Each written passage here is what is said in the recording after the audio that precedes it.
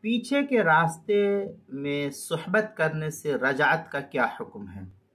چنانچہ اگر کسی شخص نے بیوی کو طلاق رجعی دی اور پھر طلاق رجعی دے کر بیوی کے پیچھے کے راستے میں، پاخانے کے راستے میں صحبت کی تو رجعت درست ہو جائے گی، کیونکہ اس میں بشہوت مس کرنا ضرور پایا گیا ہے۔ البتہ ایسا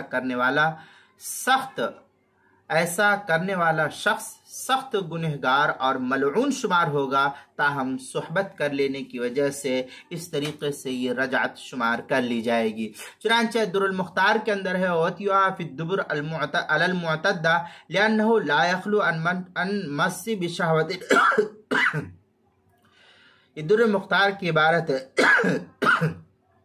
آگے فتاوی شام میں ہے لِأَنَّ عَلَيْهِ الْفَتْوَى كَمَا فِي الْفَتْحِ والبحر والمعتبر هنا المس بالشہوہ۔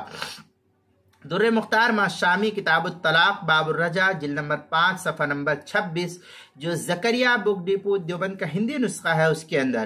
پھر آگے فتاوی ہندیہ اس کی پہلی جلد صفحہ 470 جو زکریا بک ڈپو دیوبند کا ہندی نسخہ ہے اس کے اندر۔ فتح القدیر جو زکریا بک ڈپو دیوبند کا ہندی نسخہ ہے اس کی چوتھی جلد صفحہ 143۔ البحر الرائق اس کی چوتھی جلد صفحہ 150 جو کوئٹہ بلوچستان کا چھپا ہوا نسخہ ہے۔ تبیین الحقائق اس کی تیسری جلد صفحہ 150 جو زکریا بک ڈپو دیوبند کا ہندی نسخہ ہے۔ مجمع الانور اس کی دوسری جلد صفحہ 81۔